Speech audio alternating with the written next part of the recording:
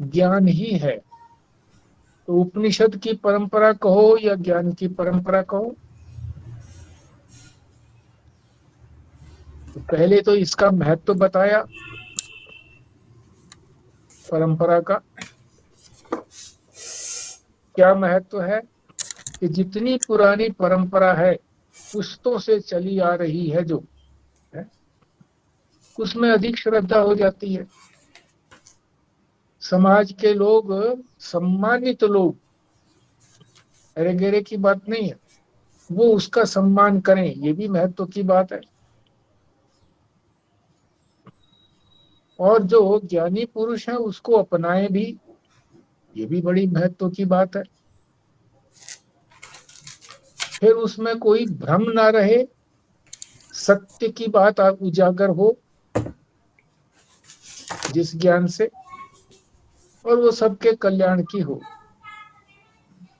तो ये सारी बातें इस उपनिषद में जो ज्ञान की ये चर्चा होगी, तो ये परंपरा का महत्व बताया जा रहा है। इस परंपरा में, उपनिषद की परंपरा के अंदर, यानी ज्ञान की परंपरा के अंदर, पहला श्लोक जो था उसमें था ओम ब्रह्मा देवानां प्रथमः संभूव विश्वस्य कर्ता भुवनस्य गोप्ता। दो पंक्तियां हमने कर ली थी, दो पंक्तियां और आज करेंगे।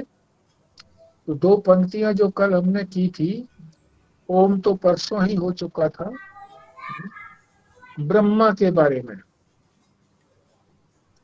ब्रह्मा देवा नाम प्रथमा, देवताओं में ब्रह्मा जो है वो प्रथम है, सबसे पहले प्रकट हुए हैं। केवल प्रकट ही नहीं हुए, वो श्रेष्ठ भी हैं।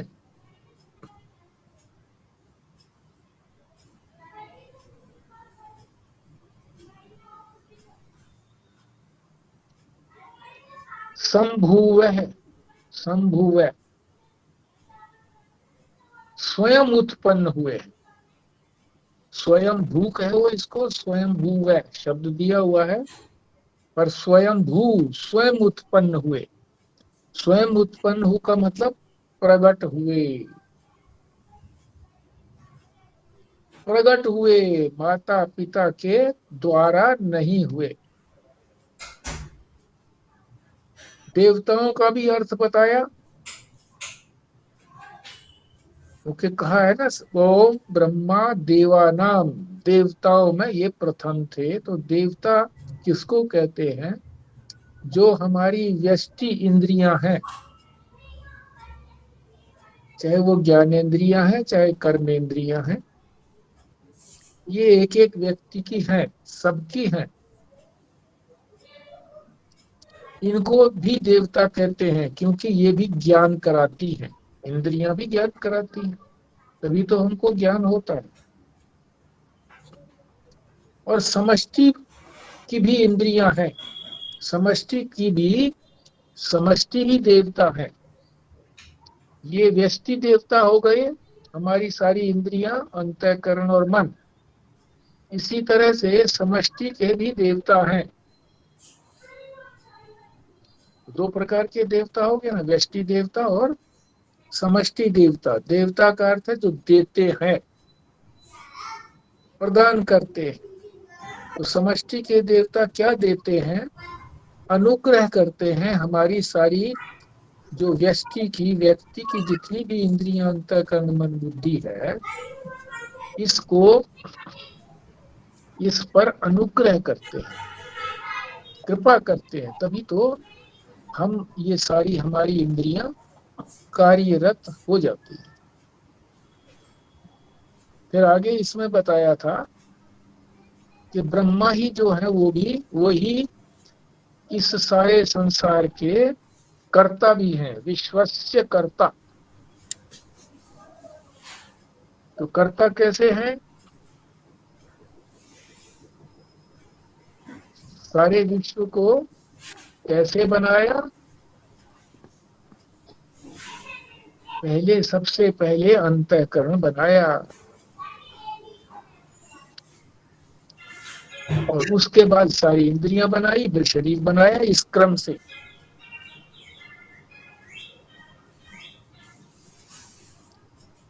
और फिर अंतःकरण में जो वासना आ गई हमारे, अंतःकरण में जो वासना आ गई, उसी के कारण ये संसार बढ़ता चला गया। कर्म करने लगा व्यक्ति, भोगने लगा, वासना बनने लगी और आगे आगे जन्म होने लगे। क्या ये ब्रह्मा जी चेतन से भी पहले आ गए, चेतन तत्व से भी पहले? नहीं, ब्रह्म से, ब्रह्म ने ही स्वयं कर्तृत्व का अध्यारोप कर लिया अपने ऊपर। संकल्प किया कि मैं करूंगा, अध्यारोप कर लिया। तो अध्यारोप कर लिया तो ब्रह्मा हो गए, बनाने वाले हो गए।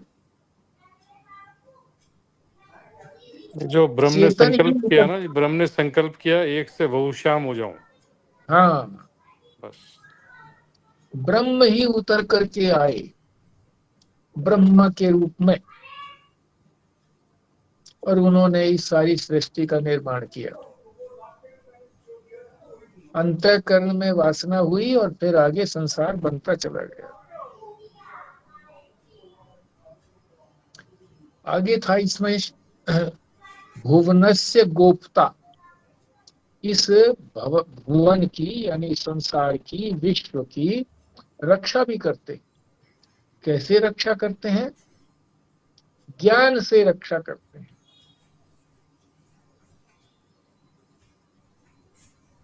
यार ये अपना पासपोर्ट क्यों रिन्यू करवा लेना चाहिए था।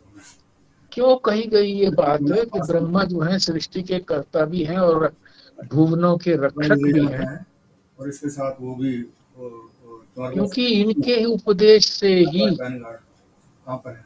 ये आगे परंपरा चली है। उपदेष्टा है ये, तो ये भी उसके साथ रखो। और ज्ञान देने में इन्होंने कोई पक्षपात नहीं किया, नहीं कर रहा, सबके हित का ध्यान रखा। लेना चाहिए था ये। हेलो, कौन रख सकता है ऐसे सबके हित का ध्यान या पक्षपात नहीं करता, जिसमें कोई राग द्वेष नहीं होता? वही रक्षक बन सकता है, वही हित की बात कर सकता है। तो यहां तक हमने कल कर लिया था। पहली दो पंक्तियां हो गई थी, आगे की दो पंक्तियों पर आगे हम बढ़ते हैं। स ब्रह्म विद्यायाम सर्व विद्या प्रतिष्ठा, ये ब्रह्म विद्या सभी विद्याओं की प्रतिष्ठा है। सारी विद्याएं इसी में प्रतिष्ठित हैं। ये तीसरी पंक्ति में कहा है। और चौथी जो अंतिम पंक्ति है, अथर्वाय ज्येष्ठ पुत्राय प्राह, और ये अथर्वा को दिया ब्रह्मा ने, जो ज्ञान का उपदेश दिया था, ब्रह्म विद्या का उपदेश दिया, वो अपने ज्येष्ठ पुत्र, बड़े पुत्र अथर्वा को दिया। अब इसको विस्तार से समझते हैं कि ब्रह्म विद्या क्या होती है और इसमें सारी विद्याओं की प्रतिष्ठा कैसे होती है। ब्रह्म विद्या के दो अर्थ हो सकते हैं। एक तो अर्थ ये है कि ब्रह्मा जी इसके वक्ता हैं, ब्रह्मा जी ने ही उपदेश दिया है ब्रह्म विद्या का। एक तो ये हो गया कारण, इसीलिए इसको ब्रह्म विद्या कहते हैं। दूसरा कारण क्या है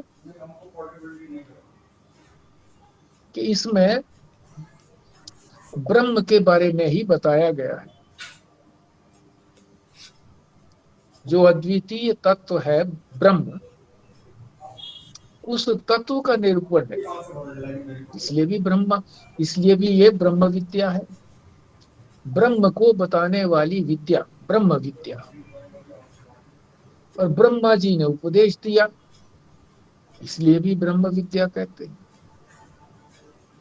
सारी विद्याओं की प्रतिष्ठा इसमें कैसे है? संसार के अंदर दो प्रकार की विद्याएं ही हैं, एक को कहते हैं परा, एक को कहते हैं अपरा। परा जो है वो व्यापक होती है, जिसको हम अपरिच्छिन्न शब्द से कह सकते हैं, सीमित नहीं है। परिच्छिन्न का मतलब सीमित, और अपरिच्छिन्न का मतलब सीमित नहीं है, व्यापक है। और ये पराविद्या और क्या बताती है कि ब्रह्म और आत्मा के एकत्व को बताती है, कि ब्रह्म और आत्मा एक ही है। हमारी जो आत्मा, हमारी प्रत्येक आत्मा है, जो हमारे बिल्कुल अंतरतम में है,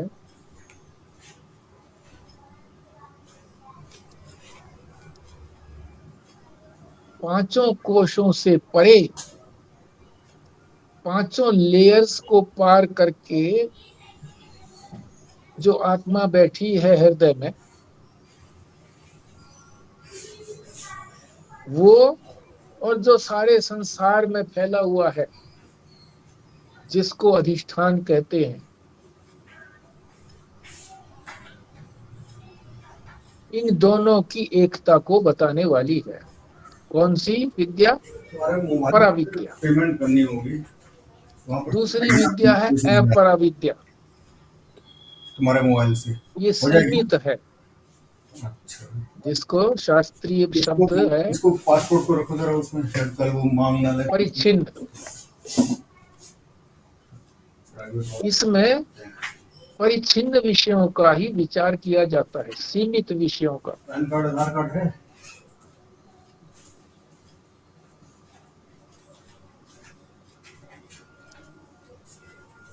और ऐप जो परा है वो तो असीमित, व्यापक। व्यापक क्या है? ब्रह्म, उसका विचार होता है। पैन कार्ड है। इसको अपने पर्स में रखना। तो दो विद्याएं होगी, तो इसको ब्रह्म विद्या को में सब विद्याओं की प्रतिष्ठा का क्या तात्पर्य हुआ? सारी विद्याएं इसी में ही समाई हुई हैं।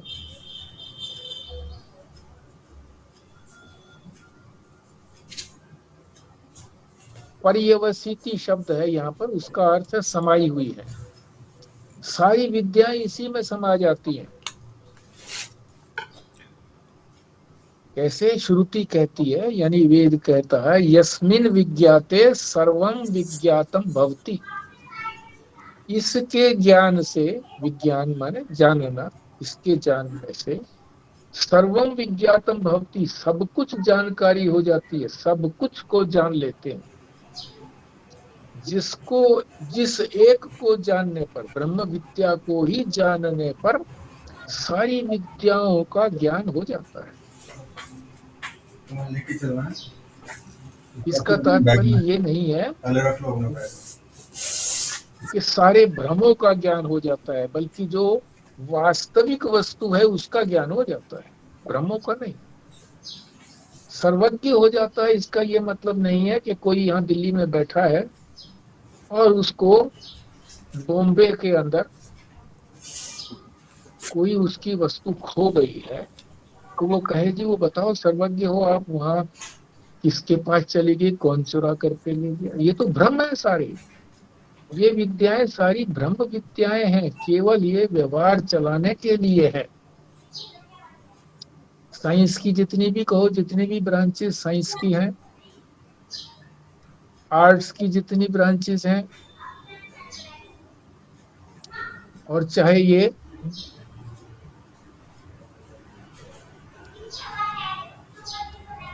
कलाओं की कितनी ही ब्रांचेस हैं, सारी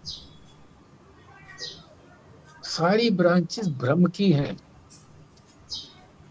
मतलब एक भ्रम से दूसरे भ्रम में पहुंचा देती हैं, व्यवहार मात्र के लिए हैं, असली विद्या नहीं है। जो इस जन्म मरण के से छुटकारा दिला सके, ऐसी विद्याएं नहीं है। तो इसको जान लिया तो फिर दूसरों की जानने की आवश्यकता ही नहीं है। व्यर्थ को जानने की क्या आवश्यकता है?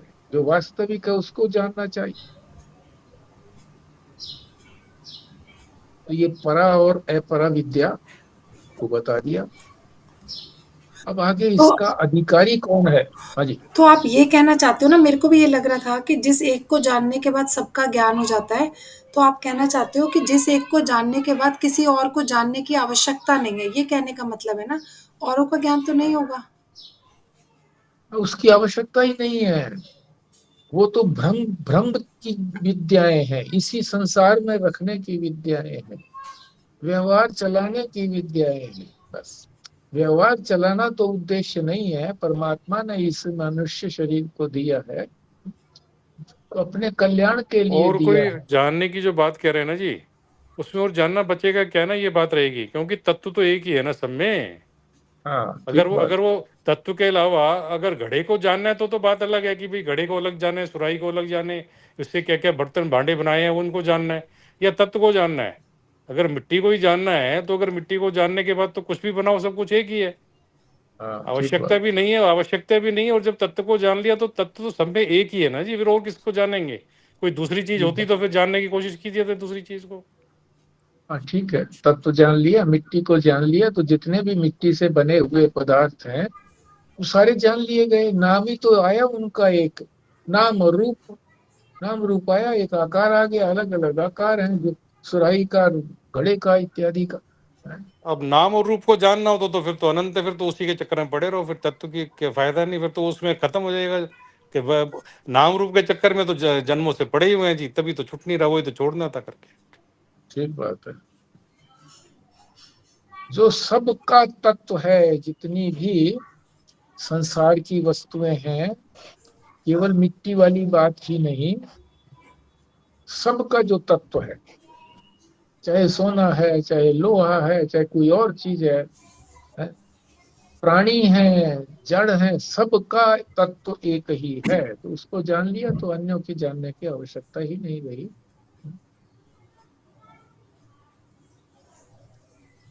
अब इसका अधिकारी कौन है? किसको दी जाए ये विद्या? कौन योग्य है? तो इसी में बताया किसको दी गई। ब्रह्मा जी ने सबसे अपने सबसे बड़े पुत्र अथर्वा को इसका उपदेश दिया। उदाहरण दिया कि जैसे व्यास जी ने श्रीमद् भागवत की रचना की, क्योंकि कि उन्होंने जब अन्य और ग्रंथों की रचना कर दी तो भी उनको शांति नहीं हुई। तो देव ऋषि नारद ने कहा कि आप भागवत की रचना करो, जिसमें भगवान के चरित्र का ही, श्री कृष्ण के चरित्र का ही सारा वर्णन हो। तो उन्होंने उस भागवत की रचना करने से पहले परमात्मा के बारे में खूब चिंतन किया, अनुशीलन किया। तब व्यास जी ने अपने पुत्र सुखदेव जी को वो विद्या दी।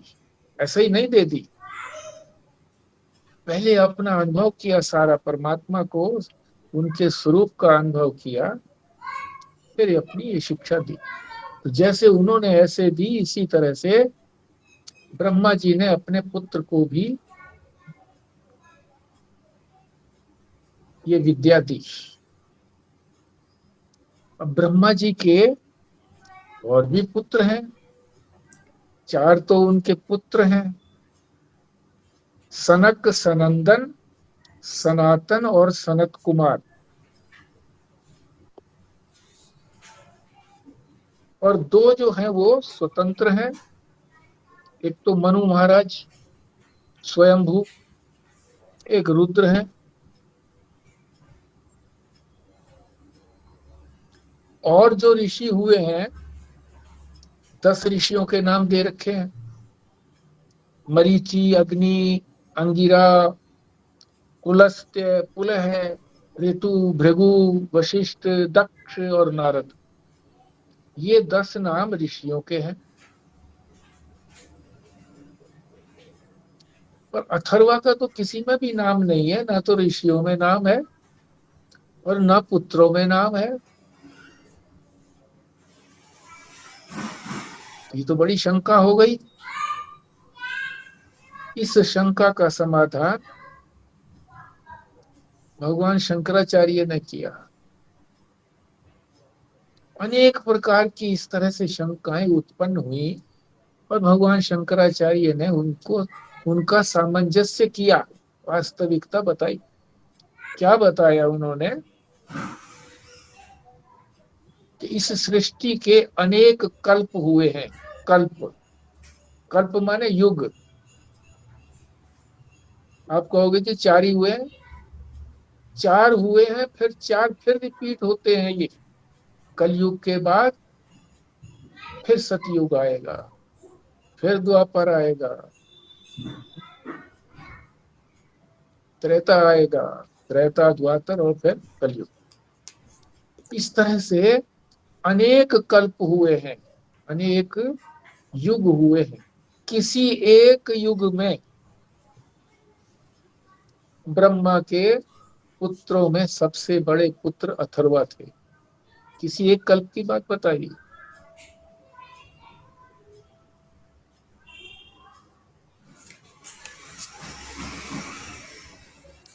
और अथर्वा का भी अर्थ बता रहे हैं हम। एक तो वाचस्पति मिश्र ने अपनी पुस्तक में बताया है कि जिसकी परमार्थ ज्ञान में दृढ़ श्रद्धा हो उसको कहते हैं अथर्वा। ए लग गया ना पहले। थर्वा किसको कहते हैं? ए को हटा दो, अगर थर्वा कहो तो कहेंगे जो किसी निश्चय पर नहीं पहुंचता, हमेशा विचलित रहता है, उसको कहते हैं थर्वा। और ए लग गया पहले अथर्वा, तो जो दृढ़ निश्चय रखता है, विचलित नहीं होता, उसको कहते हैं अथर्वा। एक तो ये बात हो गई कि ये अथर्वा जो है ये दृढ़ निश्चयी। ये किसने कहा? निरुक्त। शास्त्रों के अंदर जो वेद हैं उनके सपोर्टिंग विद्याएं 6 और विद्याएं हैं जिनके अंदर एक निरुक्त भी है। निरुक्त कहते हैं डिक्शनरी को। उस डिक्शनरी में ये अर्थ दिया हुआ है कि जो दृढ़ निश्चयी रहे, डिगे नहीं, उसको कहते हैं अथर्व। और भी आगे बताते हैं, गीता में कहा है श्रद्धावान लभते ज्ञानम तत्पर है संयतेन्द्रिय है। श्रद्धा होनी चाहिए। श्रद्धा किसके लिए? श्रद्धा तो सबके अंदर है। संसार के सारे लोगों में किसी न किसी के प्रति श्रद्धा है, पर वो संसार के पदार्थों के प्रति श्रद्धा है, परमात्मा के प्रति नहीं, ज्ञान के प्रति नहीं है। परमात्मा कहो, ज्ञान कहो, ब्रह्म कहो, एक ही बात है। तो जिसकी ज्ञान के प्रति श्रद्धा हो उसी को ये विद्या मिलती है। श्रद्धा किम में आया था नहीं? श्रद्धा किम, शास्त्र और गुरु वाक्य। हाँ, श्रद्धा किसमें हो? शास्त्र और गुरु में। ठीक बात है। तत्पर हो, तत्पर उसको कहते हैं जो श्रद्धावान होता है, अति श्रद्धा होती है। ये तो बहुत अच्छी बात है, तुरंत उसको कार्य रूप में परिणित कर लेता है। हमारे सामने तो डॉक्टर खुराना जी इन विद्याओं में बड़े तत्पर हैं, संसारिक विद्याओं में, स्किन में, स्किन के अंदर बहुत सारे लेक्चर्स लिए हम लोगों ने। Doctor A K Sharma, head of the department Safdarjung hospital, बड़े प्यार से उन्होंने ब्लैक बोर्ड के ऊपर और सारा बहुत दिनों तक सारी स्किन के बारे में विशेषता सारी समझाई, और फिर OPD में भी बैठाया। तो जो भी कोई यंत्र वगैरह होता था तुरंत उसको अपना लेते थे डॉक्टर खुराना, भाई ये यंत्र से ये काम चलेगा। और उनको फिर अपनी क्लिनिक पर भी बुलाया, पेशेंट रख करके उनके लिए जो विशिष्ट थे स्किन के केसेस वो बुलाया भी। तो तत्पर थे, तुरंत एप्लीकेशन किया। तो तत्पर होना चाहिए, तो श्रद्धा थी अत्यंत, और इंद्रियां वश में थी, ये करना है ये काम। तो ये 3 बातें होनी चाहिए, कौन सी? श्रद्धा, तत्परता, और इंद्रियां अपने वश में हो, नहीं तो इंद्रियां खींच के ले जाएंगे, अरे छोड़ो, क्या सीखना सिखाना है किसी से, अपनी क्लिनिक चली रही है। ये तीनों बातें जिज्ञासु में होना चाहिए। जिज्ञासु जो जानना चाहता है, जिज्ञासु तो सारे ही हैं, पर हम सब लोग जो है वो जिज्ञासा किसकी करते हैं? संसार की जिज्ञासा। ये मोबाइल कैसे चलेगा, ये क्या क्या रिसर्चेज हो रही हैं, बायोलॉजी में क्या रिसर्च हो रही है, फिजिक्स में क्या हो रही है, कैश के जितने काम है उसमें क्या क्या हो रहा है। बस इतना रखें कि जितना अपना व्यवहार चलता रहे, बस इतनी जानकारी लेने के बाद वास्तविक जिज्ञासा तो तत्व को जानने की जिज्ञासा होनी चाहिए। परमात्मा के स्वरूप को जानने की, अपने स्वरूप को जानने की जिज्ञासा को ही जिज्ञासा कहते हैं।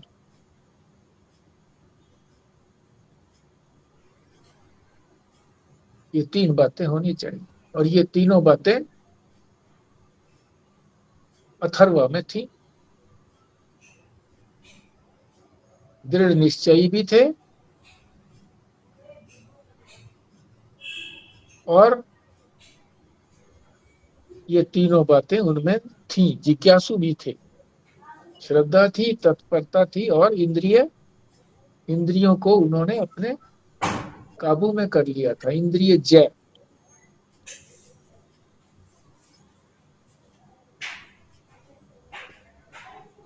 इंद्रिय जय कौन कर सकता है? जिसने अपनी कामनाओं को अपने त्याग दिया है।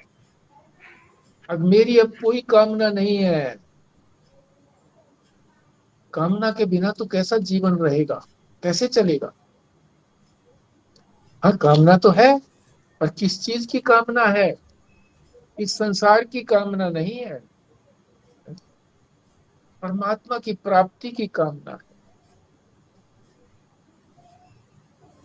तो वही इस मार्ग में आगे बढ़ सकता है। फिर ये शब्द आया था ज्येष्ठ पुत्राय। ज्येष्ठ पुत्र, सबसे बड़ा पुत्र, किसी एक युग में हुआ था ये, क्योंकि पुत्रों में तो नाम है नहीं चारों में, और न किसी ऋषियों में नाम है, फिर इसको विद्या कैसे थी? तो बताया शंकराचार्य जी ने, इसका समाधान किया कि किसी एक कल्प में ये अथर्वा हुए थे। ज्येष्ठ थे, बड़े भी थे, और स्नेह के पात्र भी थे। अपनी जो कीमती वस्तु होती है, श्रेष्ठ वस्तु होती है, वो जो अपना, जिस पर हमारा स्नेह रहता है उसी को तो देते हैं। हमारा स्नेह रहता है पुत्र पुत्रियों में, पत्नी में। जो भी कुछ छोड़ के जाते हैं उनके नाम करके जाते हैं।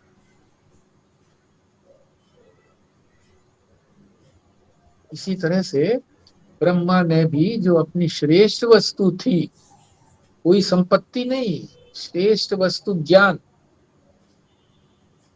वो अपने बड़े पुत्र, ज्येष्ठ का मतलब श्रेष्ठ भी बता दिया था, पीछे हो ही गया था, और वस्तु भी श्रेष्ठ है तो उसी को दी। अब पुत्र के अर्थ को भी बता रहे हैं। पुत्र दो तरह के बताए, संतान दो तरह की बताई। पुत्र ही पुत्र नहीं लिया, संतान, लड़कियां भी आ गई। बिंदु संतति और नाद संतति। बिंदु, बिंदु का अर्थ है जो वीर्य से उत्पन्न होती, एक बिंदु से। पुरुष का एक बिंदु, स्त्री का एक अंडकोश, अंड, और दूसरी होती है संतति, नाद संतति। संतति नाद, नाद कहते हैं शिक्षा देना, वाणी से बोलना। तो शिष्य भी शिष्य को दी गई, दोनों से दी जा सकती है। पुत्र जो है दो प्रकार के हो गए, अपने से उत्पन्न, अपने शरीर से उत्पन्न, और एक शिष्य जो बना है वो भी संतति ही है। शिष्य जो है वो नाद संतति है, क्योंकि वाणी से उसको शिक्षा दी जाती है, वाणी से दीक्षा दी जाती है। उसका जो जन्म है वो आध्यात्मिक जन्म कहलाता है। आध्यात्मिक जन्म, आत्मा को जानने के लिए ही उसको शिक्षा दी गई। दीयते क्षिप्यते च, शिष्य जो है गुरु को आत्मदान करता है। आत्मदान का अर्थ है देह का दान। देह को हम आत्मा से मानते हैं ना, शरीर को ही तो हम अपना मैं मानते हैं कि मैं तो यही हूँ, शरीर ही हूँ। वो अपना शरीर देता है, समर्पण करता है शिष्य। और गुरु जो है वो कहता है तुमने मुझे देह दिया, मैं तुमको आत्मा देता हूं। देखो कितनी बड़ी बात है। शिष्य ने तो तुच्छ वस्तु दी और उन्होंने महान वस्तु दी, क्या? आत्मा देता। आत्मा देने का तात्पर्य यह है कि जो कुछ उन्होंने अपने स्वरूप के बारे में जाना था, आत्मा स्वरूप के बारे में, वो सारा का सारा स्वरूप उनको क्षिप्त कर दिया। वो सारी शक्ति उनमें दे दी कि उनको भी, शिष्य को भी या पुत्र को भी ज्ञान हो जाए। तो ये परंपरा, यहाँ तक की परंपरा बता दी जो एक श्लोक के माध्यम से हमने अब तक जानी है।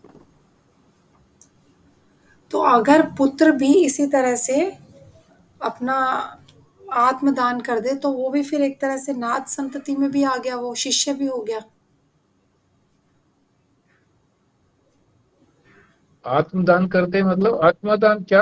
आत्मदान का अगर मतलब शिष्य भी पुत्र हो। भी, मैंने कहा अगर पुत्र भी हाँ इसी तरह से दीक्षा ले लेगा तो फिर वो हाँ नाद संतति में भी आ गया ना, मतलब वो शिष्य भी बन गया पुत्र जो है। हाँ हाँ हाँ। पुत्र, हाँ पुत्र शिष्य कहो, हाँ, या शिष्य को पुत्र कहो, पर शब्दावली तो दोनों में अंतर है ना। बात तो एक ही है, चाहे शिष्य हो और चाहे पुत्र हो। शिष्य या पुत्र अपना शरीर देता है, समर्पण देता है, और गुरु जो है वो शिष्य को या पुत्र को आत्मा देता है। मैं कह रही है जो पुत्र है ना जी, वही अगर शिष्य बन जाए अपने पिता का, वो चलो ऋषि है, ऋषि का पुत्र भी है और ऋषि का शिष्य भी हो गया। तो दोनों परंपराएं उससे हो गया शिष्य उनका, हिंदू परंपरा से भी और नाथ परंपरा से भी। हाँ पुत्र वो भी भी दिव्य। तो शिष्य बन सकता है ना जी ऋषि का। हाँ बन बन सकता है, पर आवश्यक नहीं है कि पुत्र जो है वो इतना योग्य भी हो, अधिकारी भी हो, कि नहीं है, जितनी ऐसे उस। कई उदाहरण है, ऐसे कई उदाहरण है इसके अंदर, तो शिष्य हाँ बन ऋषि के सकता पुत्र है शिष्य बने हुए हैं। हाँ हाँ, कोई दिक्कत हो रही नहीं। हाँ, अथर्वा तो ऐसा ही था ना। हाँ अथर्वा ऐसा ही था।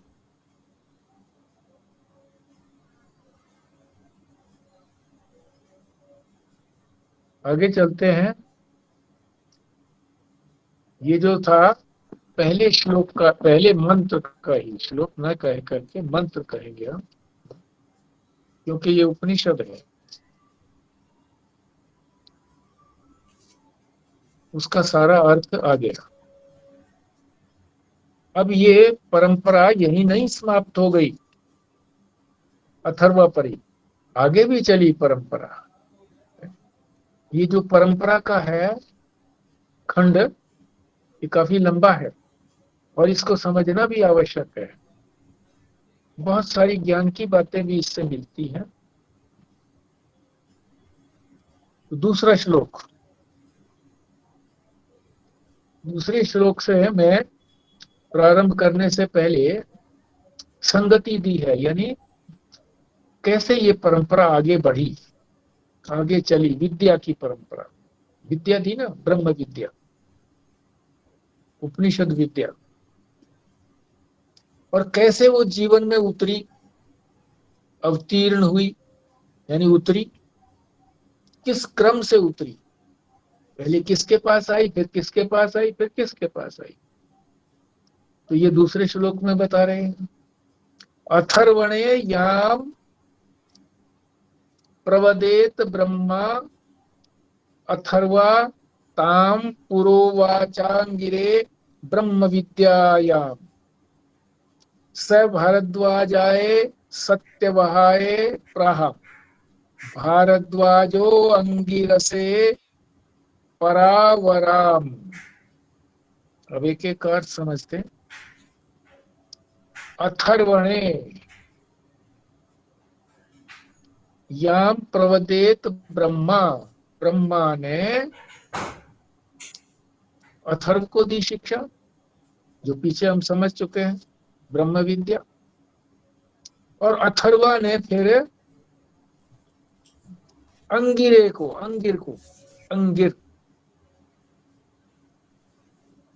ये ब्रह्म विद्या फिर अंगिर को दी।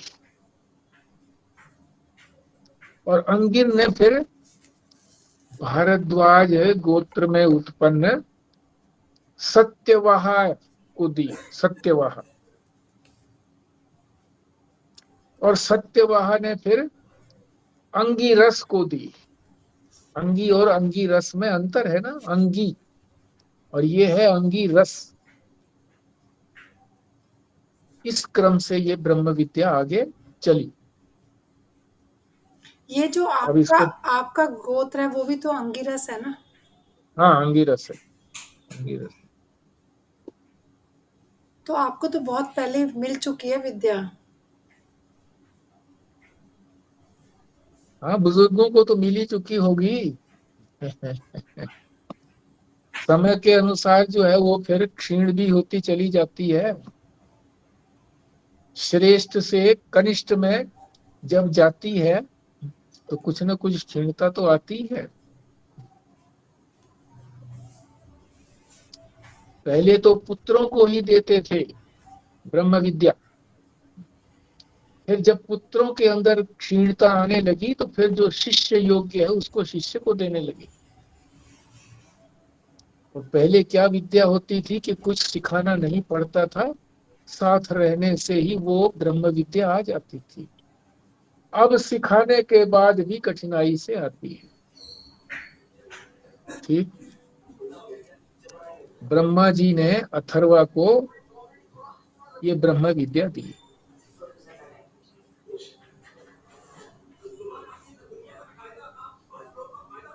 और अथर्वा ने अंगी को दिया। अंगी,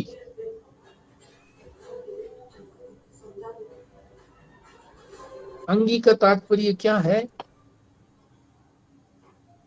एक होता है अंग, एक होता है अंगी।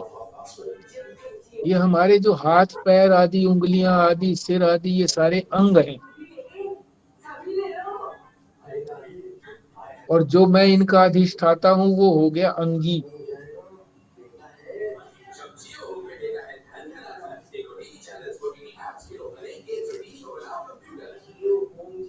अंगी जो है वो है चेतन। और ये जो ब्रह्मांड है सारा, ये है अंग चेतन का, परमात्मा का। जैसे हमारे जो अंग हैं, इतने सारे अंग, और हम जो है वो अंगी हैं। इसी तरह से इस सारे ब्रह्मांड में परमात्मा कहो, चेतन तत्व कहो, वो अंगी है, और सारा ब्रह्मांड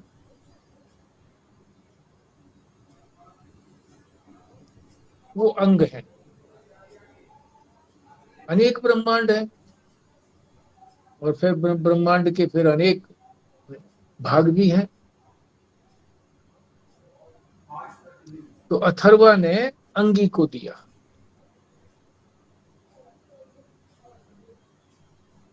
अंगी का एक और भी अर्थ है, जो अंगीकार करता है। अंगीकार का मतलब स्वीकार करता है, एक्सेप्टेंस। अंगी जो है, नाम तो अंगी है, पर उन्होंने अपने नाम को सार्थक किया कि उसमें उनमें एक्सेप्टेंस की बुद्धि है। एक्सेप्ट कर लेते हैं, जो बात कही गई है, गुरु ने कही है, तुरंत एक्सेप्ट कर लिया, उतार ली, तुरंत अपने अंदर उतार।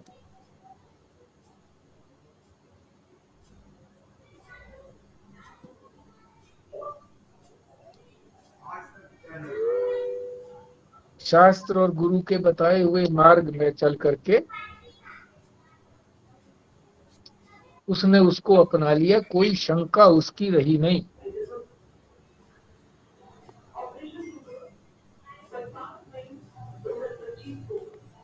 अब उसको प्रश्न किस लिए करना था, जब एक्सेप्ट ही कर लिया उसने, तो कोई शंका नहीं है, तो कोई प्रश्न भी नहीं है। अंगी ने फिर उसको भरद्वाज के कुल में उत्पन्न, कौन? सत्यवह, सत्यवह को उपदेश दिया, ये विद्या दी।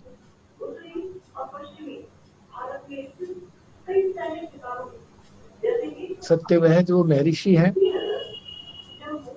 क्या तात्पर्य है इनका? सत्य का वहन करते हैं, हमेशा सत्य के मार्ग पर ही चलते हैं। सत्य बोलना तो केवल व्यवहार के अंदर की बात है, सत्य तत्व पर ही को ही धारण किया हुआ है, सत्य तत्व को। इसीलिए इनको सत्य वह कहा जाता, वहन करने वाला, सत्य को वहन करने वाला। मन में भी, वाणी में भी और व्यवहार में भी कभी भी असत्यता को प्रकट नहीं करते।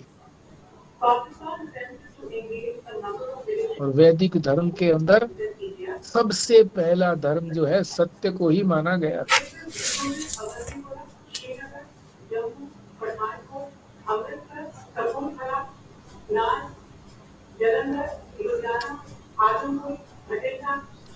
और तत्व के अंदर भी जो कहा गया है, सत्यम ज्ञानम अनंतम ब्रह्म, कि वो जो तत्व है वो सत्य है, ज्ञान है, चिद है और अनंत है।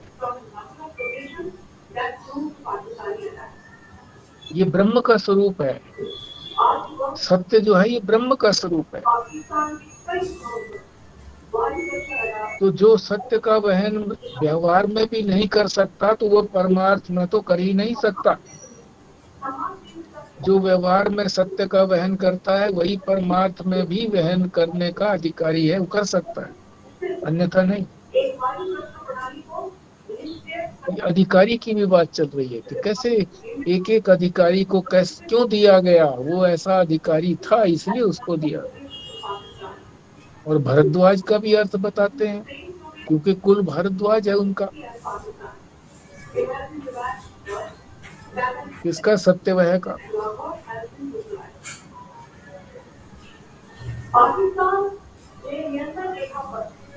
भारद्वाज जो अन्न का सर्वत्र भरण करते हैं, सबको अन्न देते हैं। क्यों देते थे वो भरद्वाज कुल वाले?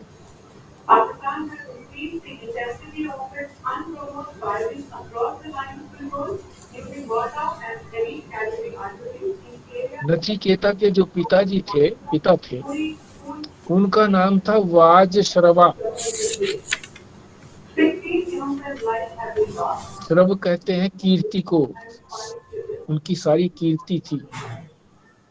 किस वजह से थी? अन्नदान करने में।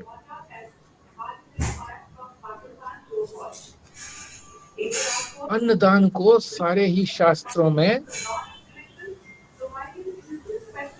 सर्वप्रधान माना गया है। ये आप बुक में से तो नहीं बता रहे ना, कहीं और से बता रहे हो? हाँ, ये महाराज जी ने भी कुछ इसी पराविद्या के ऊपर चर्चा की है। गुरु जी भी कहा करते थे कि अन्न और वस्त्र, उन्होंने भी इसी तरह से भंडारा खोल दिया था कि मेरे नाम से अन्न दो, बांटो, और वस्त्र भी बांटो। अन्नदान को महादान क्यों कहा जाता है? क्योंकि अन्न जो है वो प्राणों की रक्षा करता है।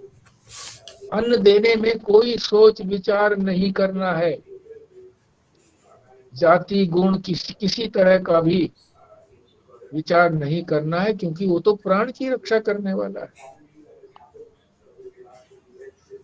इसका कभी दुरुपयोग नहीं हो सकता, खाएगा ही खाएगा। आप कहेंगे जी अन्न हम दे देते हैं, वो बेच देते हैं। अरे अन्न जाएगा दूसरी जगह जाएगा तो खाया ही तो जाएगा, प्राणी के द्वारा खाया जाएगा, मनुष्यों के द्वारा खाया जाएगा या पशु पक्षियों के द्वारा खाया ही जाएगा। अन्नदान देने में हमारे धर्म में तो गाय को भी रोटी देने का या कौवे को या पक्षियों को भी देने का है ना रिवाज। हाँ, सभी प्राणियों को देते हैं। बल्कि जो भोजन बनाया जाता है सबसे पहले किसी न किसी प्राणी को दिया जाता है। पहले तो कोई भी गांव में आता था तो उसको पकड़ लेते थे, भाई मेरे यहाँ भोजन करो। नहीं कोई मिलता था तो किसी न किसी को इंतजार करते रहते थे कि बिना किसी को अन्न दिए हुए भोजन करना ये पाप खाना है एक तरीके से। तो 5 प्रकार का दान भी बताया है। भूत दान है, ये दूसरा प्रसंग चल पड़ेगा, इसलिए आगे इसमें नहीं बढ़ते हैं।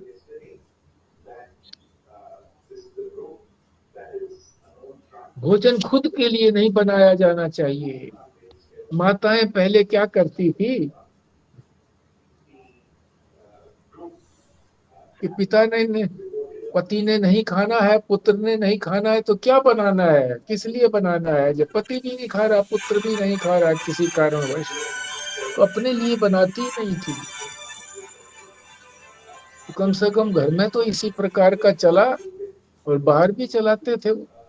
और आजकल तो दूसरी बात हो गई है कि भोजन बनाया तो अपने लिए पहले सुरक्षित रख लिया कि शायद मेरे लिए बचे नहीं, बाद में दिया।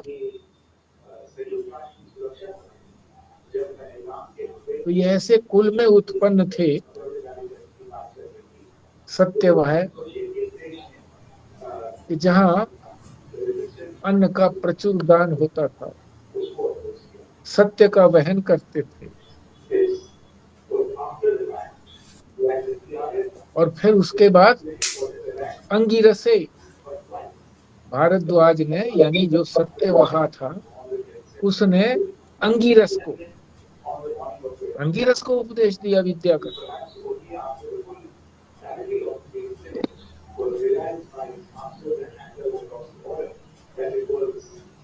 इस तरह से ये गुरु शिष्य परंपरा अभी आगे चली।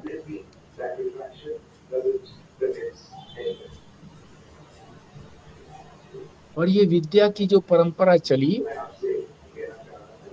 ये श्रवण से ही चली। श्रवण माने सुनना।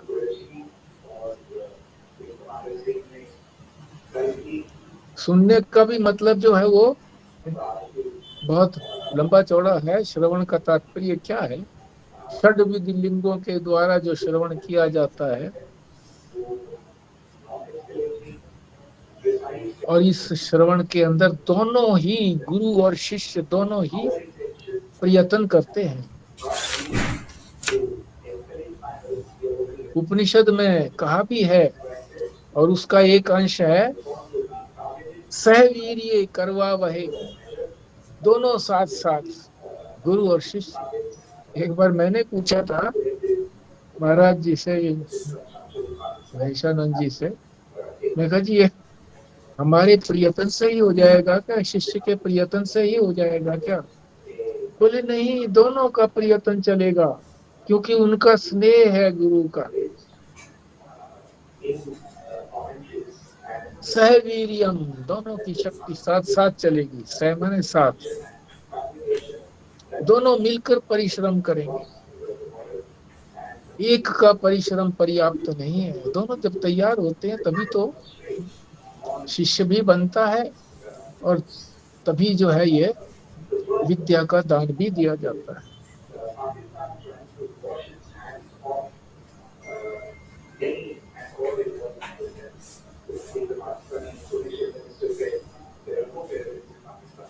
तो इस प्रकार से ये दूसरे श्लोक की परंपरा आगे चली।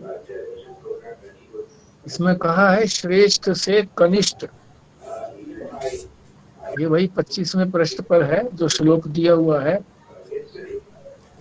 श्रेष्ठ से कनिष्ठ क्या तात्पर्य? जूनियर, सीनियर से जूनियर।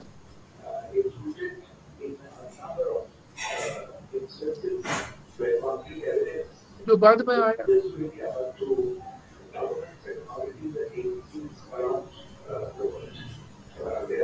और अथर्वा को क्यों दिए? क्योंकि वो दृढ़ निश्चयी थे, अंतःकरण शुद्ध था।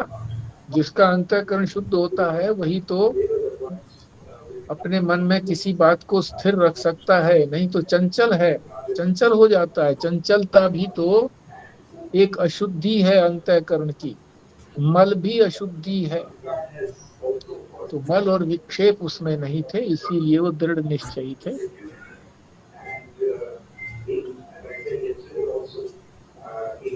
उन्होंने अंगी को दिया, फिर सत्यवाह को, फिर अंगीरस। और इस तरह से ये विद्या जो है हमारे पास मानव समाज में ये विद्या पहुंची। आगे है इसमें एक शब्द, इसमें अंगी को जीव कहा हुआ है। अंगी को जीन, हाँ जीव लिखा है। अथर्वा जीव, जीव अंगी को दिया।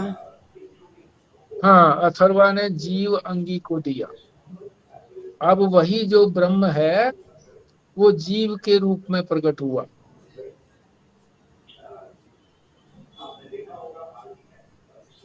तो वो विद्या कुछ डाइल्यूट हो गई, और फिर इस प्रकार से मानव समाज में आई।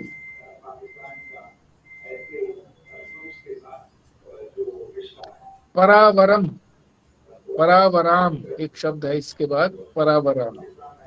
परावराम का दो अर्थ हैं, एक तो है पर, और एक, इसको अगर हम दो भागों में बांटें तो पर और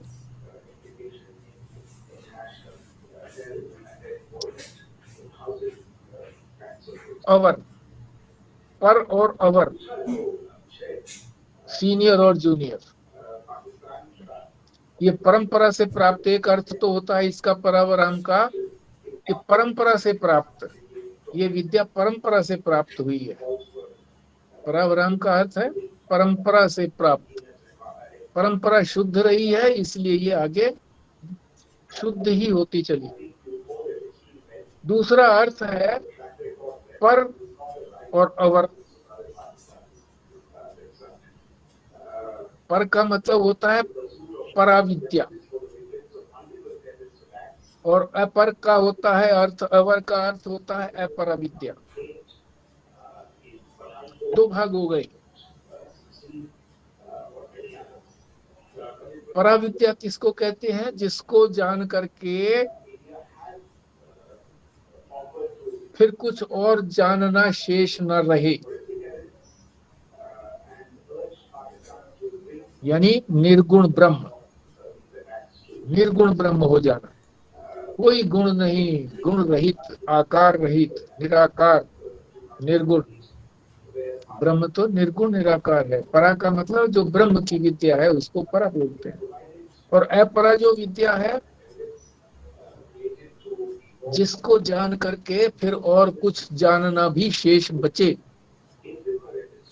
जान लिया फिर भी जानना बाकी बचा हुआ है, कुछ करना शेष रहे।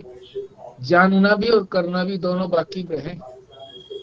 मगर पर विद्या में करना नहीं है, केवल जानना भर है और उसके बाद फिर आगे जानने को भी कुछ ना बचे। जो करना था सो कर लिया, जो जानना था सो जान लिया, अब आगे कुछ नहीं बचा। इसको कहते हैं सगुण विद्या। वो थी निर्गुण विद्या। परा जो है वो निर्गुण विद्या और अपरा जो है ये सगुण विद्या। एक श्रेष्ठ है, एक कनिष्ठ है, सीनियर है, जूनियर। ये दोनों ही विद्याएं जो हैं इनको परंपरा से श्रेष्ठ और कनिष्ठ कहा जाता है। एक श्रेष्ठ है जिसके जानने के बाद फिर कुछ और जानना शेष नहीं रहा, पराविद्या। एक कनिष्ठ है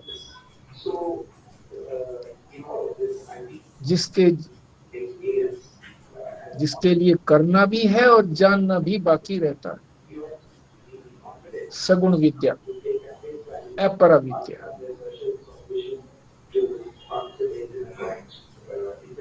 तो हमारा ये यहीं तक के पूरा भी हो गया है।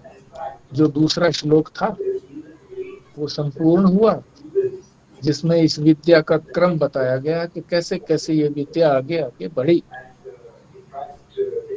और क्यों बढ़ी वो, क्योंकि वो लोग अधिकारी थे। ये सारा विस्तार से हमने समझ लिया है। तो यहीं पर हम विश्राम लेंगे। कल फिर गुरु उपसत्ति का, कि गुरु की शरण में जाए और प्रश्न करे। तो कैसे गुरु की शरण में जाए, किस प्रकार से जाए, किस ढंग से जाए और क्या क्या प्रश्न करे, इसको हमें तीसरे श्लोक के अंदर समझेंगे कल। ठीक है जी।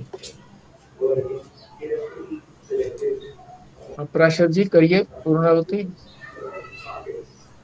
जी। ओम पूर्णमदः पूर्णमिदं पूर्णात् पूर्णमुदच्यते पूर्णस्य पूर्णमादाय पूर्णमेवावशिष्यते। ओम शांतिः शांतिः शांतिः। नारायण नारायण नारायण नारायण।